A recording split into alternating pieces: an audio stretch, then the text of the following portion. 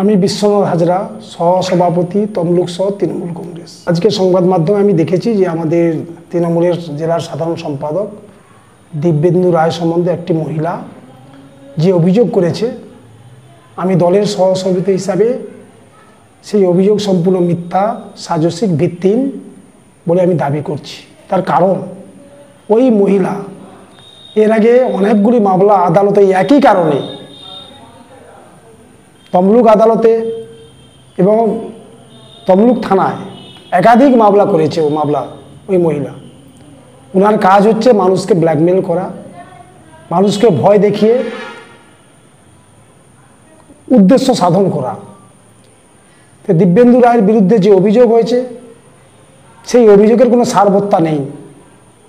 আপনি যদি এফআইআরটা দেখেন, আপনারা যদি পরে পান দেখতে পাবেন যে 22/10/2024 ঘটনা। সেই ঘটনার পর তিনি যদি সত্যিকার যে ঘটনা আজকে পেপার সংবাদপত্রে বেরিয়েছেন তাই যদি হয়, তাহলে তিনি 4 মাস পর অভিযোগ করলেন কেন? তিনি যেখানে থাকেন, আপনারা শুনলে অবাক হবেন, তমলুক থানা থেকে তার দূরত্ব মাত্র 50 মিটার, একটা ভাড়ায় থাকেন বাড়িতে।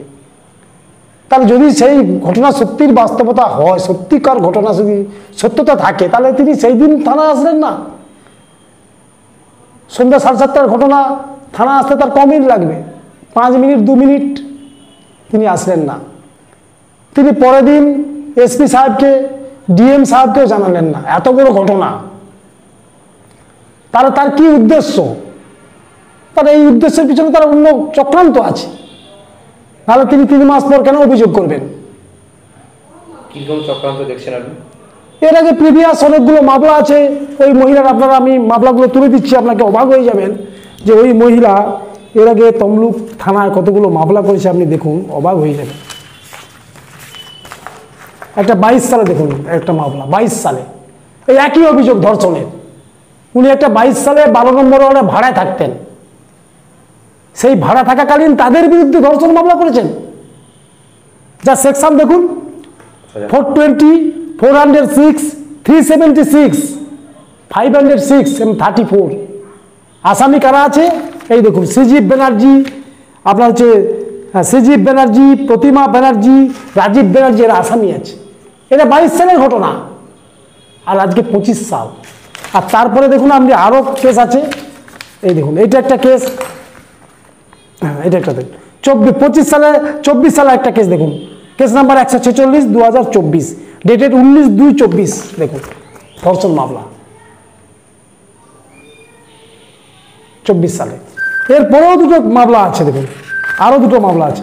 এই 221 নম্বর, 179 দেখুন, 221, 100, একই কমপ্লেনেন্ট, একই কমপ্লেনেন্ট। দেখুন, তাহলে একটা মহিলার তার এতগুলো ধর্ষণ মামলা থাকে, এটা বাস্তবে হয়, তাহলে তার চক্রান্ত নয় আমাদের নেতাকে ফাঁসিয়ে কিছু মুনাফা আদায় করা, এটাই তার কাজ। তার যদি সত্যতার ঘটনা, যদি সত্যতা বাস্তবতা যদি সত্যি থাকতো, তিনি সেদিনই থানায় অভিযোগ করতেন, পরের দিন এসপি সাহেবের কাছে যেতেন, পরের দিন ডিএম সাহেবের কাছে তিনি যেতেন, কিন্তু সেটা তিনি করলেন না। এবং সবচেয়ে আরেকটা অবাক কল্পনীয় বিষয়, যে এই ঘটনার পর উনি একটি নার্সিংহোমে কাজ করতেন, নিমস হাসপাতাল, দেখুন ওখানে উনি কাজ করতেন। এই ঘটনা হওয়া সত্ত্বেও, তাহলে যে মহিলা হাসপাতালে ওই অবস্থায় কাজ করলেন, তিনি থানায় অভিযোগ করতে পারলেন না। ওই সময় তিনি এসপি সাহেবের কাছে যেতে পারলেন না, তিনি ডিএম সাহেবের কাছে যেতে পারলেন না, ওই যে তিনি ডিউটিও করছেন নিমস হাসপাতালে। তাহলে তিনি চক্রান্ত করে এইটা ফাঁসিয়েছেন দলকে কালিমালিপ্ত করার জন্য, আমাদের নেতাকে। আমরা মনে করি দলের পক্ষ থেকে, আমি শহর তৃণমূল কংগ্রেসের সহসভাপতি হিসাবে, আমি তমলুক শহর তৃণমূল কংগ্রেসের সহসভাপতি হিসাবে আমি দায়িত্ব নিয়ে বলতে চাই, আদালতের উপর আমাদের ভরসা আছে, এবং মাননীয় আইসি তমলুক থানা আদালতের আদেশে তিনি তদন্ত করছেন। সেই তদন্ত নিরপেক্ষ হবে, এবং সেই নিরপেক্ষ তদন্তে দেখবেন দিব্যেন্দু রায় নির্দোষী বলে প্রমাণিত হবে। তাকে চক্রান্ত করে ফাঁসানো হয়েছে। আমি মনে করি এইভাবে চক্রান্ত করে তৃণমূল কংগ্রেসকে কালিমালিপ্ত করা যাবে না, দলকে কালিমালিপ্ত করা যাবে না। দিব্যেন্দু রায় সম্পূর্ণ নির্দোষ, আমি দলের পক্ষ থেকে দাবি করছি। সেটা তদন্তে প্রকাশ পাবে আগামী দিন, পুলিশি তদন্তে আদালতের নির্দেশে সেটা প্রকাশ পাবেন।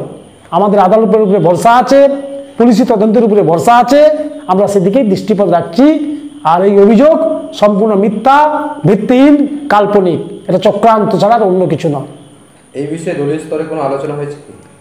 না, দলীয় স্তরে আমি আমার নেতৃত্ব হিসাবে জানিয়েছি, আমি দলীয় স্তরে সেরকম জেলা স্তরে এখন আলোচনা হয়নি। এই তো সবেমাত্র আজকে সংবাদপত্র বেরিয়েছে, নিশ্চয়ই জেলা তারাও নিশ্চয়ই চিন্তা ভাবনা করবেন বিষয়টা নিয়ে, তাদের উদ্যোক্তের যে দলের নেতৃত্ব আছে তাদের সঙ্গে নিশ্চয়ই আলোচনা করবেন।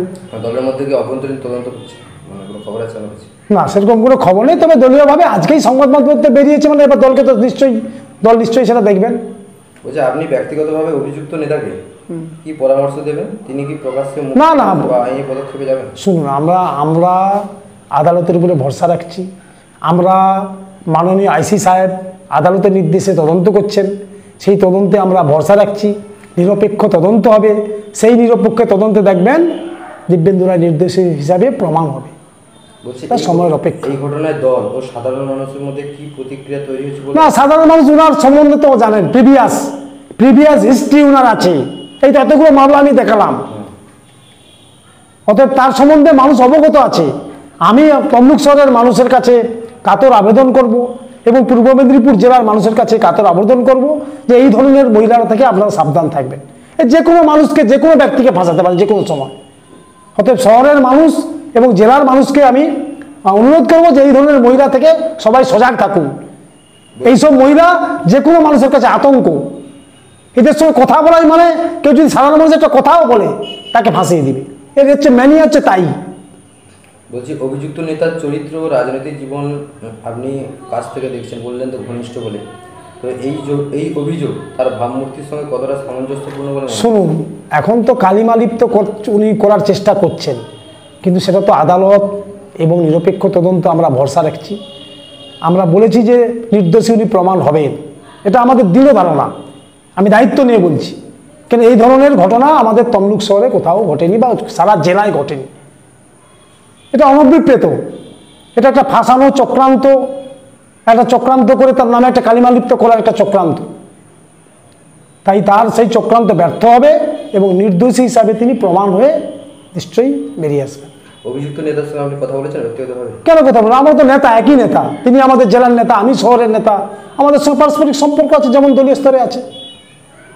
আজকে তিনি তার নামে সংবাদ মাধ্যমে একটা মিথ্যা রটনা হয়েছে বলে তার বাস্তবতা তো খুঁজতে হবে, তার জন্য তদন্ত চলছে, না আপনি একাধারে, তদন্তের উপরে ভরসা রাখতে হবে। তো বলছে আপনি একাধারে তৃণমূল নেতা, সেই সঙ্গে আইনজীবী, তো এর বিরুদ্ধে এই যে ঘটনাটা ঘটছে, অভিযুক্ত নেতা তিনি কি কোথাও কোনো থানায় আইনত দ্বারস্থ হয়েছে? সেটা আমরা দেখছি, দলীয়ভাবে আমরা দেখবো আগামী দিন।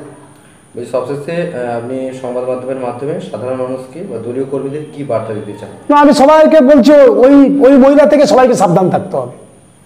ওই মহিলা হচ্ছে মানুষের কাছে আতঙ্ক, তার প্রিভিয়াস হিস্ট্রি বলছে যে কোনো সময় যে কোনো মানুষকে বিব্রত করে এই জিনিস করতে পারে। আর এদের পলিসি হচ্ছে এই চক্রান্ত করার কায়দা হচ্ছে এটাই। সেজন্য আমি জেলাবাসী, শহরবাসী সবার কিছু অনুরোধ করবো, এই ধরনের মহিলা থেকে সবাই সতর্ক সাবধান থাকবেন। যে মহিলা এরকম অভিযোগ করেছে তাদের সম্বন্ধে আপনি কি জানেন? না, তার সম্বন্ধে ব্যক্তিগত আমি বলতে পারবো, আমি কেসের হিস্ট্রি দেখে বলেছি, আমি কেসের এফআইআর দেখে বলেছি, আমি তার সম্বন্ধে কোনো খোঁজ রাখি না, আমি কিছু জানি না। কিন্তু আমি পেপার সংবাদপত্রে যা জেনেছি, কি একটা প্রামাণিক বলে ওনার নাম আমি শুনেছি, আমি ডিটেলস ওনার জানিনি, ওনার সম্বন্ধেও আমি জানি, কিন্তু আমার কাগজ কথা বলবে, এফআইআর এর কপি কথা বলবে। এফআইআর কবে হয়েছে কি জানতে পেরেছেন? এফআইআর কবে হয়েছে সেটা আমি আজকে সংবাদপত্রের মধ্যে দেখলাম, কবে হয়েছে তো আমি জানি সংবাদপত্রে, কিন্তু দেখলাম 22/10/2024 তারিখের অভিযোগ। ওনার যে অভিযোগ তার 4 মাস পরে অভিযোগ কেন? যদি 4 মাস আগে ঘটনা ঘটে তাহলে 4 মাস পরে উনি কোথায় ছিলেন? এটাই আমার বক্তব্য। আমরা নির্দোষী প্রমাণ করব, দিব্যেন্দুরা নির্দোষ, এটা প্রমাণিত হবে, সময়ের অপেক্ষা। পুলিশ তদন্ত করছে, আমরা ভরসা রাখছি, আদালতের উপরে আমরা ভরসা রাখছি। দেখুন সঠিক তদন্তে সব বেরিয়ে আসবে। আমি বিশ্বনাথ হাজরা, সহ সভাপতি, তমলুক শহর তৃণমূল কংগ্রেস কমিটি।